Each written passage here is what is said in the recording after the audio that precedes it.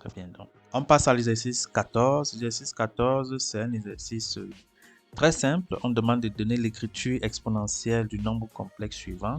Le nombre complexe, c'est 1 moins exponentielle de ix sur 1 moins exponentielle de moins i pi sur 3 sur 1 plus exponentielle de i pi sur 3. Alors ici, je vais vous rappeler ce qu'on appelle la décomposition suivant la moitié de l'angle.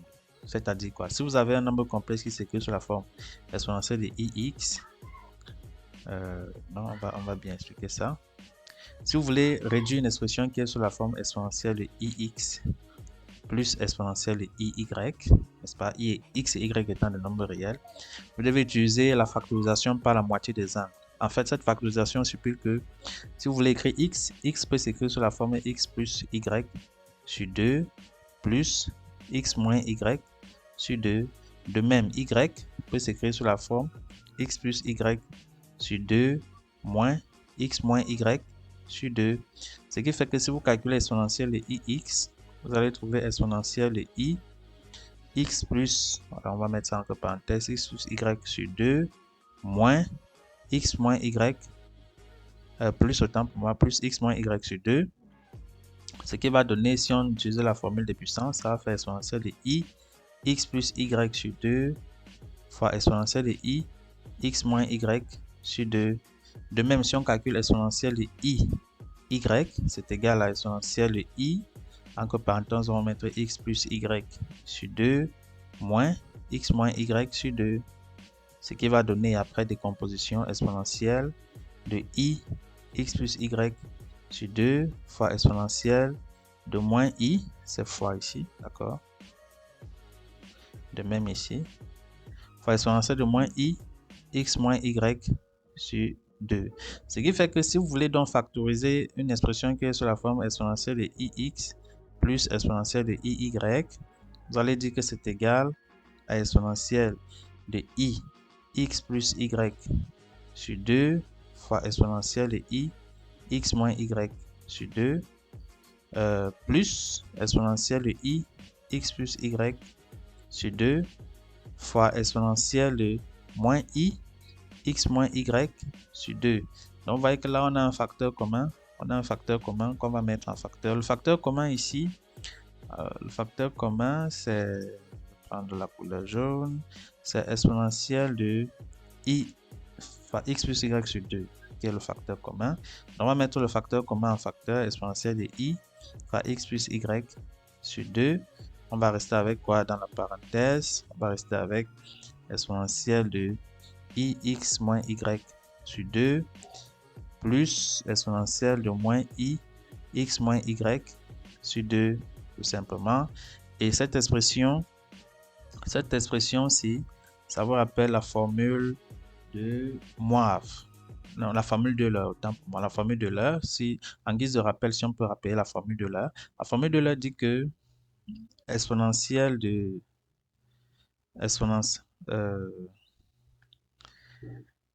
cosinus de θ égale exponentielle de i θ plus exponentielle de moins i θ sur 2. Et de même, sinus θ égale à quoi? Égale à exponentielle de i θ moins exponentielle de moins i θ sur 2i. D'accord? Donc, vous voyez que ici, si on veut tirer par exemple le numérateur dans cosinus θ, on aura exponentielle de i θ plus exponentielle de moins i θ qui est égal à 2 cosinus de θ. De même, si on veut tirer l'exponentielle de i θ moins exponentielle de moins i θ, c'est égal à 2i fois sinus de θ. 2i fois sinus de θ.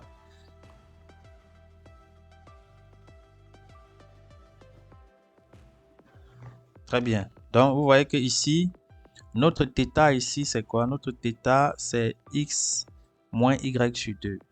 Très bien. Donc, je vais me débarrasser de tout ça.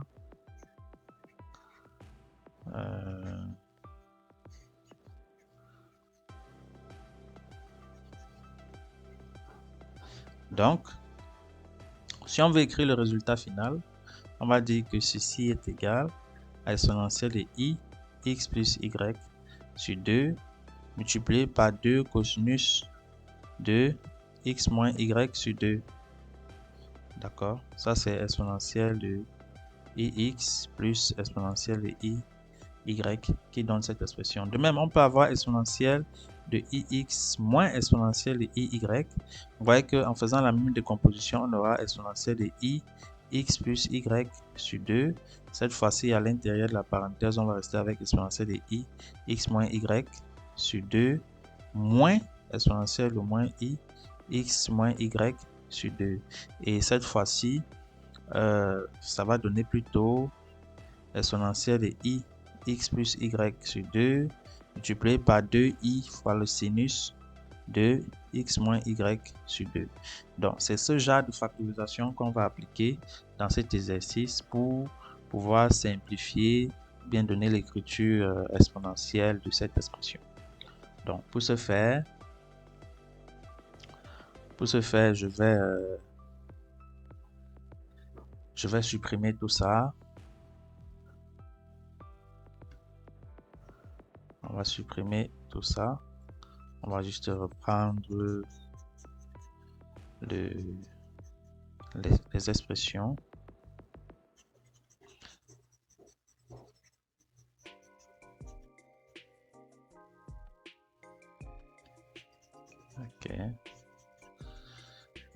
Ok, donc on va reprendre les expressions de exponentielle de i x plus exponentielle de y et exponentielle de ix moins exponentielle de y. Donc, on a vu que exponentielle de ix plus exponentielle de y était égal. Tout à l'heure, on a vu que c'est exponentielle de i x plus y sur 2 multiplié par 2 cosinus de x moins y sur 2. Nous avons aussi vu que exponentielle de ix plus moins autant pour moi moins exponentielle de iy était égal à exponentielle de i x plus y sur 2, d'accord, multiplié par 2i sinus de x moins y sur 2. Donc, une fois que cela est dit, on peut donc simplifier notre expression qui est 1 moins exponentielle de i pi sur 3 sur 1 plus exponentielle de i pi sur 3. Alors ici, il faut noter que 1 peut encore s'écrire exponentielle de i0, n'est-ce pas? 1 c'est exponentielle de i0 moins exponentielle de i pi sur 3, le tout divisé par exponentielle de i0 plus exponentielle de i pi sur 3. Donc on voit que dans notre cas d'espèce, x égale à 0 et y égale à pi sur 3. D'accord? Bon, on ne va pas appliquer la formule, on va aller pas à pas.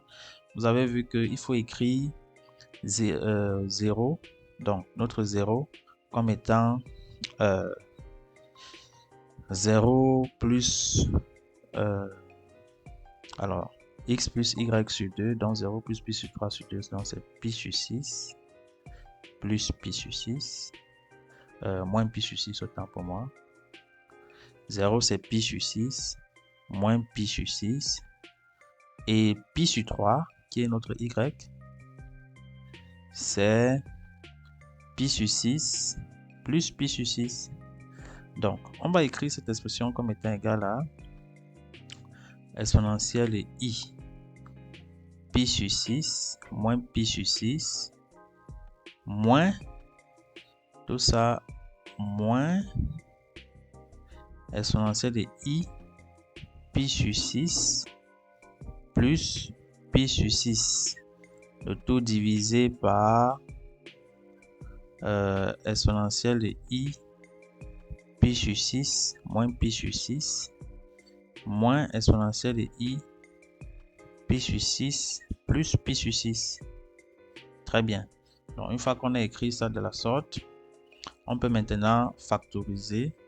Bien, on essaie d'abord d'appliquer la formule des puissances sur les exponentielles.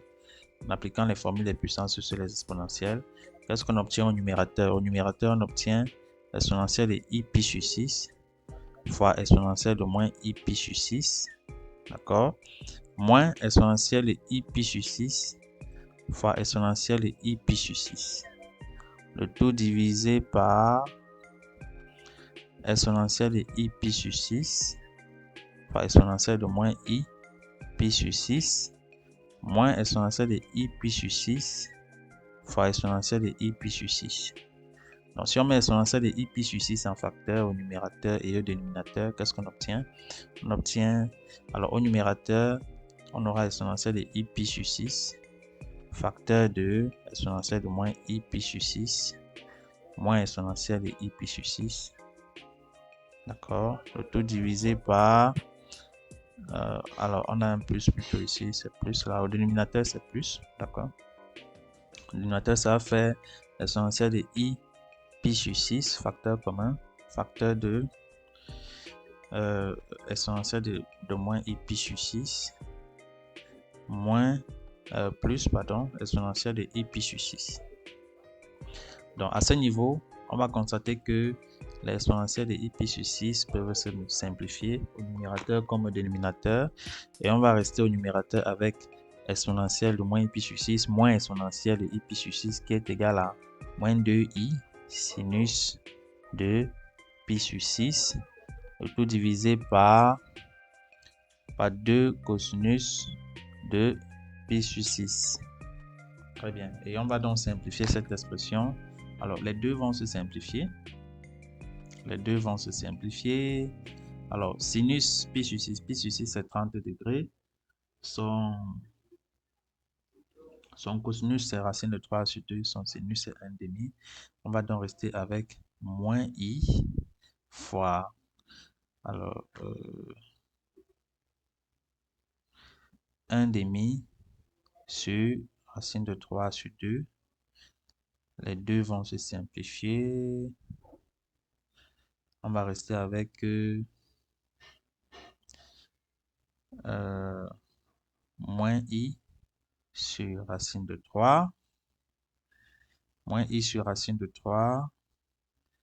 Et la question posée, c'était de donner l'écriture exponentielle. Donc, il faut trouver le module et l'argument. On se rend compte que ceci est encore égal à... On va écrire directement le résultat. On conjugue racine de 3, ça fait racine de 3 sur 3. Et moins i, c'est exponentielle de moins i pi sur 2. Donc, voilà le résultat final. La forme... C'est la forme exponentielle recherchée. On va mettre le résultat ici. On a trouvé que le résultat, c'est racine de 3 sur 3, exponentielle de moins i pi sur 2. Très bien. Donc voilà, c'est tout pour cet exercice. Passons à l'exercice 15. On dit écrire sous forme exponentielle les nombres complexes suivants. Pour écrire ça sous forme exponentielle, on va procéder toujours par la factorisation par la moitié des angles. Commençons par Z1 qui est égal à 1 plus exponentielle de IA. 1 c'est exponentielle de I0 plus exponentielle de IA. C'est égal 0 c'est A sur 2 moins A sur 2. D'accord? Plus exponentielle de I. Alors, exponentielle de I. A est égal à A sur 2. A sur 2. A sur 2 plus A sur 2.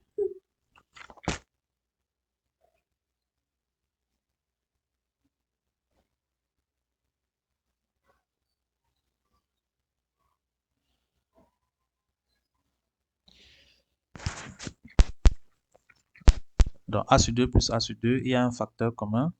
On va écrire ça comme ceci, exponentielle de I A sur 2 fois exponentielle de moins I A sur 2 plus exponentielle de IA sur 2 fois exponentielle de IA sur 2. Vous voyez qu'on a un facteur commun là qui est exponentielle de I fois A sur 2.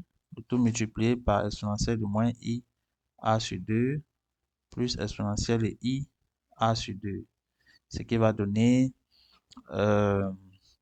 Alors, ce qui est dans la parenthèse, cette quantité-ci représente 2 cosinus de A sur 2. D'accord, donc le résultat final, c'est 2 cosinus de A sur 2 exponentielle de I A sur 2. Mais là, on n'a pas encore fini parce qu'on n'est pas sûr que c'est la forme exponentielle finale.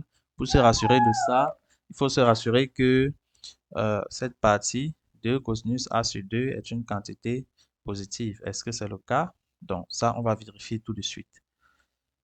2 cosinus A sur 2.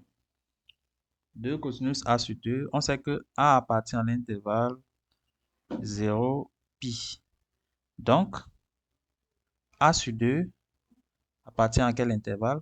Appartient à l'intervalle 0, pi sur 2.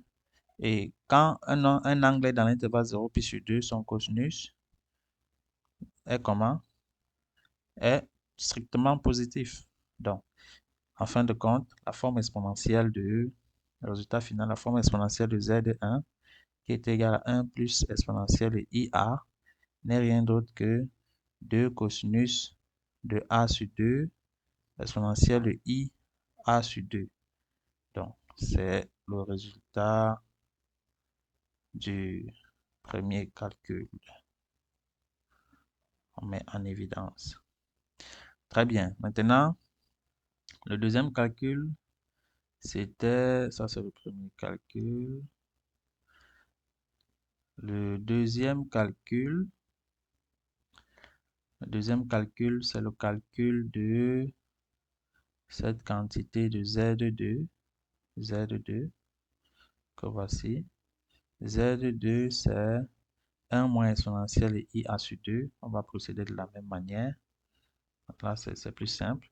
Donc, notre Z2 qui est égal à 1 moins exponentielle de IA sur 2. Si on prend directement la forme factorisée, ça fait exponentielle de IA sur 2. Le tout multiplié par exponentielle de moins IA sur 2 moins exponentielle de IA sur 2. Cette quantité qui est entre parenthèses, cette quantité-ci, représente moins 2i sinus de A sur 2. D'accord? Donc, on va donc dire que notre Z2 est égal à quoi? Moins 2i sinus de A sur 2 fois exponentielle de i A sur 2. Alors maintenant, il faut se rassurer. Il faut se rassurer que le module est positif. On peut écrire moins 2i comme 2 exponentielle de i pi sur 2.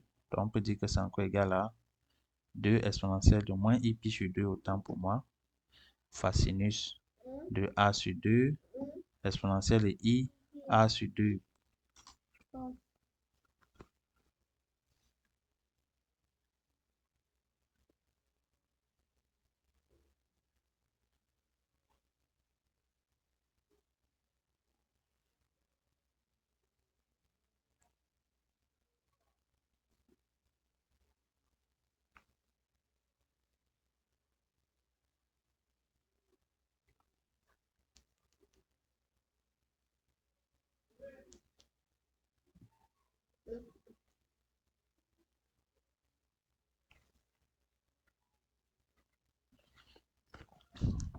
Et on va arranger cette expression.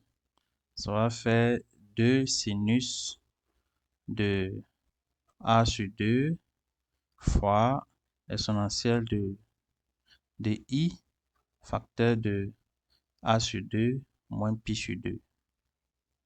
Très bien. Donc ici, on est bien certain que ça, c'est un nombre positif. Sinus a sur 2 est un nombre positif. D'accord, donc ça donne la forme exponentielle finale. Donc en fin de compte, on va dire que Z2, la forme exponentielle de Z2, c'est 2 sinus de A sur 2 fois exponentielle de I A sur 2 moins pi sur 2. Très bien. Donc, voilà la deuxième solution. Et là, on passe au troisième. Le troisième. Donc là, on va passer à Z3. Z3. Alors, Z3, il est là. Voici Z3. On va trouver la forme exponentielle de Z3. Donc, pour cela, on va reprendre Z3. On sait que Z3, c'est l'exponentielle de IA plus l'exponentielle de IB. D'accord? On va utiliser la formule de factorisation par la moitié des angles. On sait que A est égal à A plus B sur 2 plus A moins B sur 2 et que B est égal à A plus B sur 2 moins A moins B sur 2. Donc, dans ce cas, Z3, c'est donc égal à l'exponentielle de I. Pardon. Z3 est égal à l'exponentielle de I. A plus B sur 2 moins plus A moins B sur 2, autant pour moi, plus exponentielle de I, A plus B sur 2 moins A moins B sur 2. Donc, on va utiliser les propriétés des exponentielles, les puissances. Ça va faire exponentielle de I, A plus B sur 2 fois exponentielle de I, A moins B sur 2, d'accord, plus exponentielle de I, A plus B sur 2 fois exponentielle de moins I, A moins B sur 2. Il y a le facteur commun qui est là, exponentielle de I, A plus B sur 2. On va mettre ça en facteur. Exponentielle de I, A plus B sur 2. Le tout multiplié par, on va rester avec quoi? Entre parenthèses, c'est exponentielle de I, A moins B sur 2 plus exponentielle de moins I, A moins B sur 2. Très bien. Et là, qu'est-ce qu'on va faire? On va tout simplement utiliser la formule d'Euler. La formule d'Euler.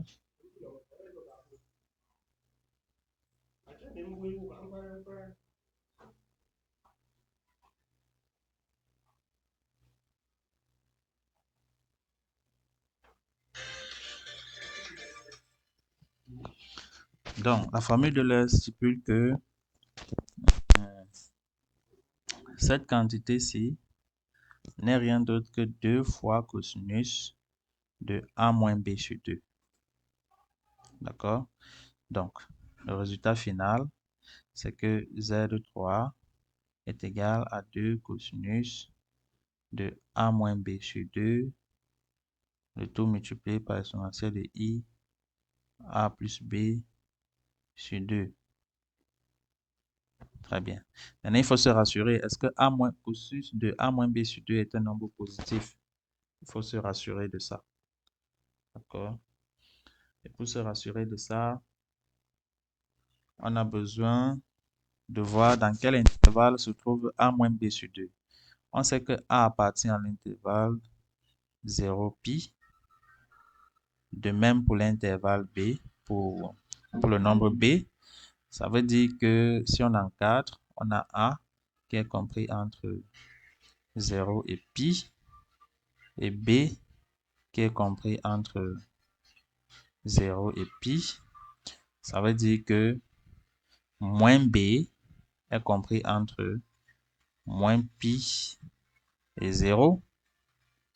Et on a A qui est compris entre 0 et pi. Si on fait la somme membre à membre, qu'est-ce qu'on obtient? On obtient moins pi plus petit que A moins B plus petit que pi. Si on divise par 2, on aura donc A moins B sur 2 qui est compris entre moins pi sur 2 et pi sur 2. D'accord? Donc, les angles qui sont entre moins pi sur 2 et pi sur 2, ils ont leur cosinus positif. Parce que si on trace le cercle trigonométrique, comme ceci, alors,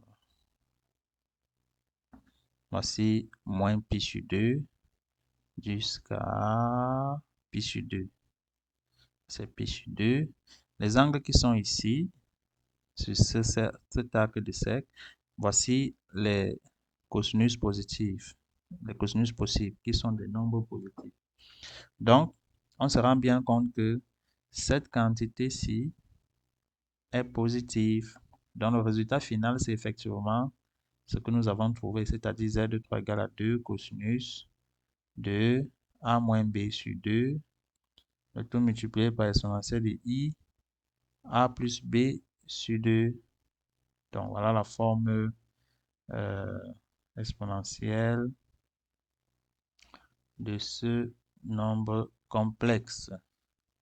Maintenant, il reste quel?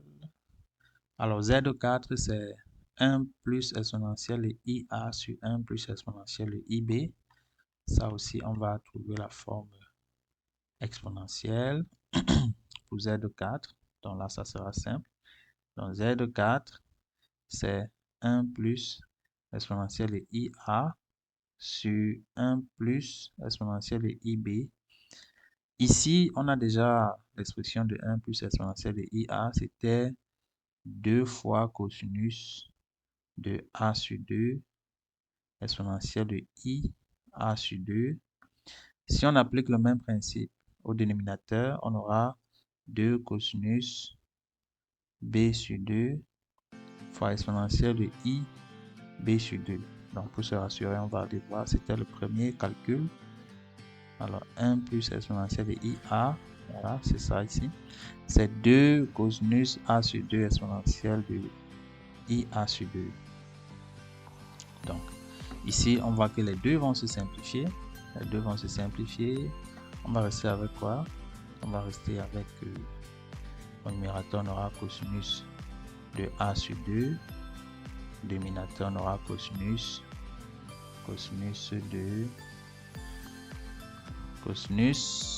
de B sur 2 fois exponentielle de I A sur 2 moins B sur 2. D'accord? Puisque si on fait le ratio d'exponentielle, on sait que l'exponentielle de ix sur exponentielle de iy est égal à l'exponentielle de i x moins y. Très bien. Donc, on peut s'arrêter là. Qu'est-ce qu'on trouve? On trouve que Z4. Alors, est-ce que cette quantité-ci est positive? La question c'est oui, parce que A et B étant dans l'intervalle 0 pi, ça veut dire que A sur 2 est dans l'intervalle 0 pi sur 2, donc son cosinus est positif. De même pour B sur 2 est aussi dans l'intervalle 0 pi sur 2, donc son cosinus est aussi positif. Donc cette quantité est positive. Ce qui fait que ça, c'est dans la forme exponentielle. Donc Z4, la forme exponentielle de Z4, c'est cosinus de A sur 2 sur cosinus de B sur 2, tout multiplié par exponentielle de I A plus B sur 2. Donc voilà le résultat final pour Z4. Très bien. Donc c'est tout pour cet exercice qui est très important pour voir comment est-ce qu'on calcule les modules, les arguments, ou encore comment est-ce qu'on met sous forme exponentielle les nombres complexes qui ont une forme particulière.